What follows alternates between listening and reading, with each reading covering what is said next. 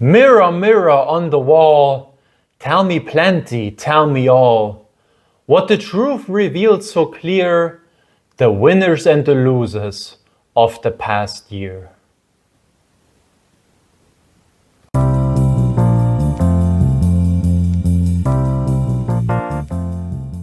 Who were the winners and losers of 2025?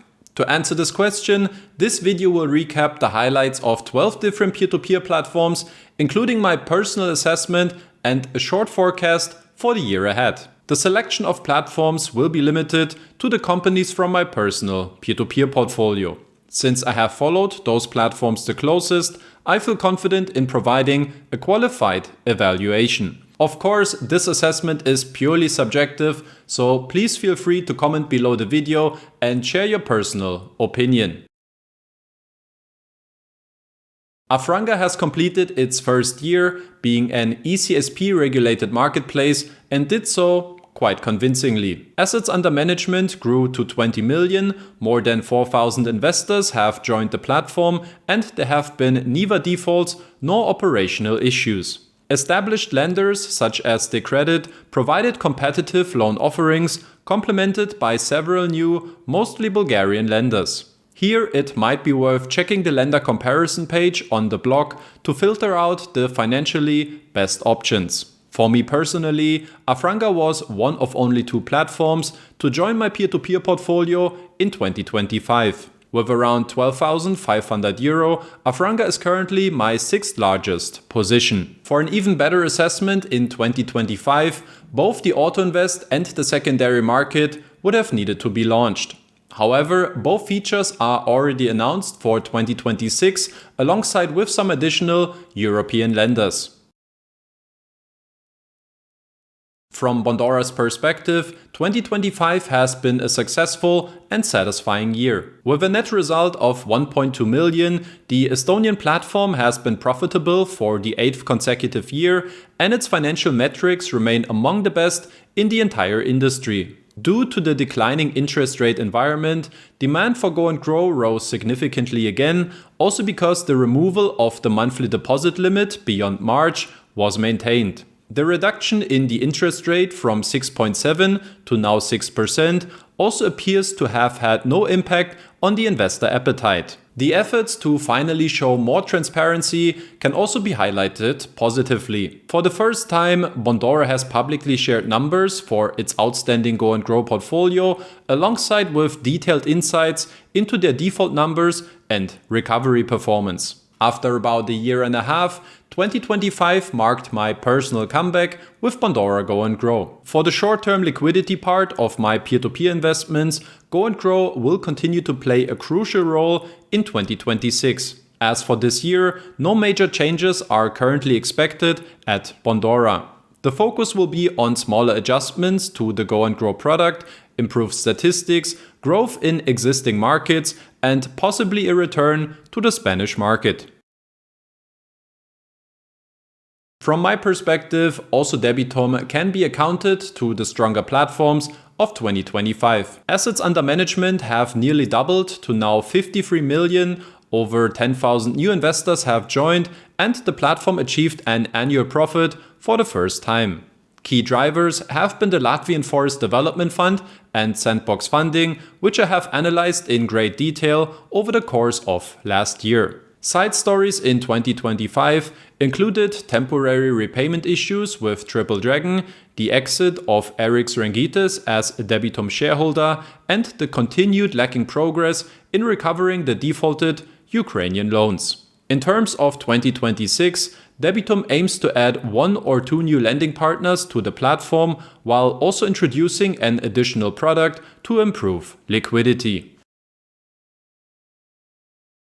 The portfolio on Esketit has declined from 48 million to now 45 million euro last year, marking the first annual drop since the launch of the platform. The main trigger has been the exit of Avafin after its shareholders had already sold their majority stakes in 2024. Combined with the temporary exit of JMD Investments, the platform was left consisting almost entirely of young fintech companies without any track record. Unfortunately, the issues with Esketit run a lot deeper. Despite repeated announcements to become a regulated entity, Esketit has relocated its platform to Croatia at the end of 2025, a market where regulation effectively plays no role at all. On top, this move also severely restricted investors' liquidity, as neither the secondary market nor the early portfolio liquidation via the Esketit strategies could be used anymore, leaving over 40 million of investor funds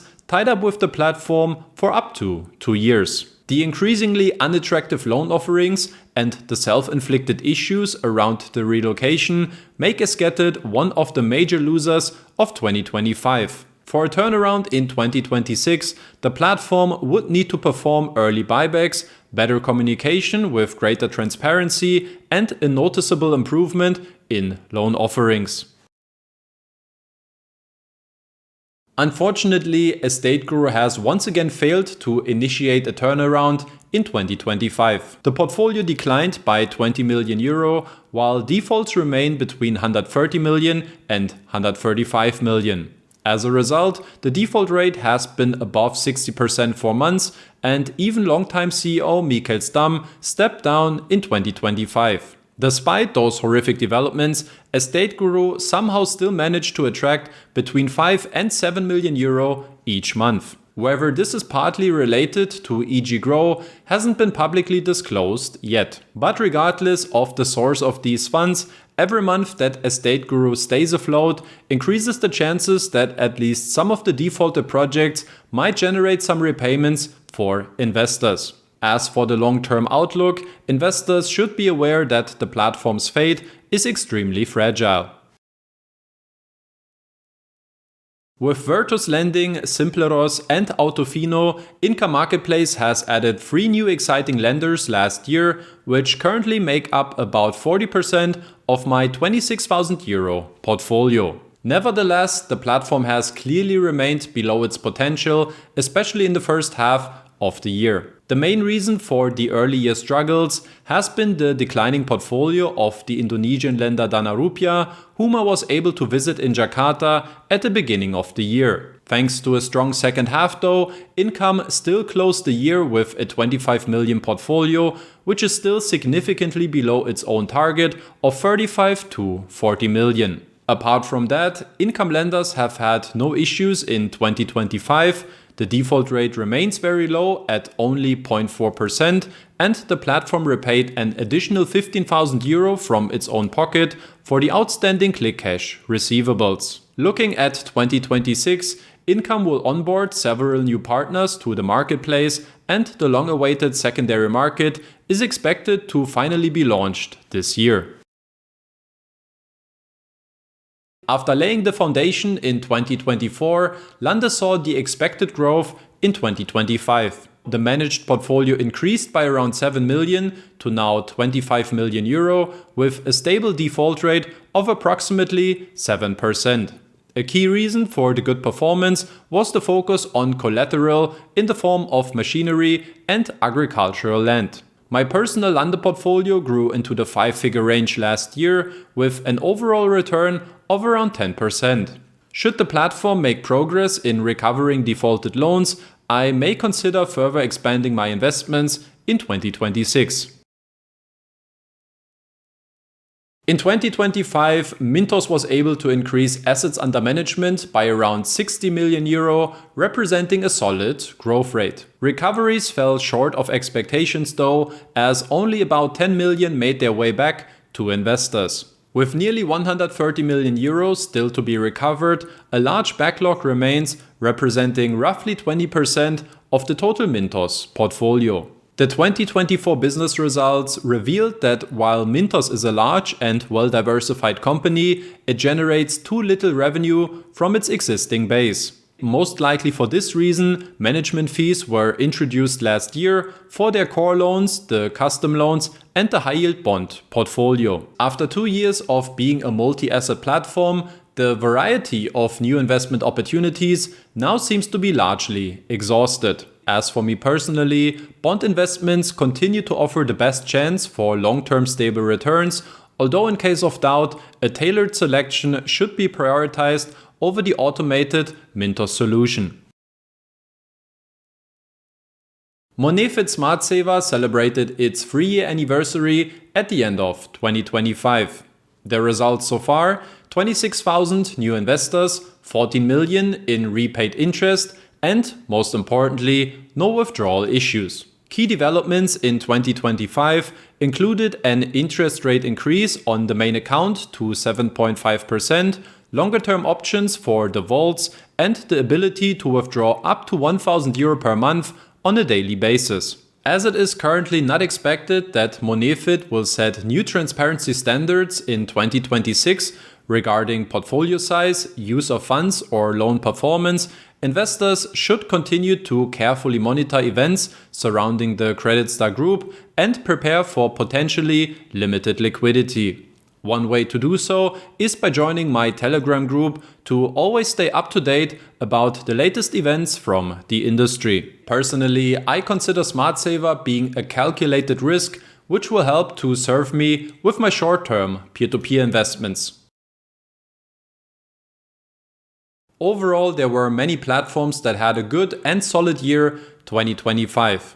But if I was to pick only one winner that stood out to me, then it would be Nectaro. The Latvia licensed peer-to-peer platform completed only its second year of operations, but managed to impress across the board. First, with competitive interest rates, which were further enhanced through additional bonus campaigns. The result, a total return of 14.9%, the highest return among all the platforms in my portfolio. In addition, Nectaro integrated the auto-invest feature and introduced a group guarantee for Abele Finance. The assets under management grew from 3.6 to nearly 20 million with a default rate of 0%. As a cherry on top, Nectaro has also proven to have a sense of humor by adding an additional interest rate for using the auto-invest feature, which was clearly a jab towards Mintos, who were introducing a management fee for their custom loan portfolios.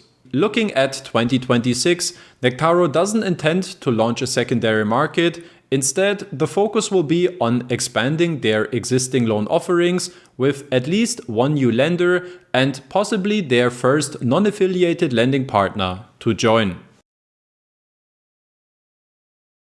Due to its strong performance in recent years, PeerBerry has set a very high benchmark that it was unable to meet in 2025. The actively managed portfolio declined slightly, falling back to 116 million. At the same time, investor demand remains high. The result, many investors struggle to stay fully invested, while PeerBerry's partners have continued to lower interest rates.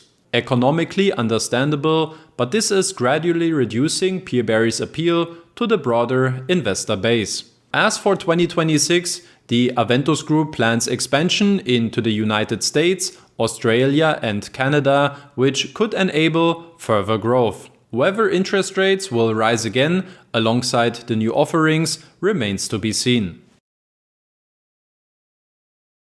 Viainvest has continued with its stoic existence, delivering a typical and solid year in 2025. The assets under management grew by around 60 million to now 58 million, while there were no repayment difficulties or other issues with the loan offerings. As a result, investors were once again able to achieve double-digit returns in the platform's 10th year of operations. The long-standing issues remain unchanged though.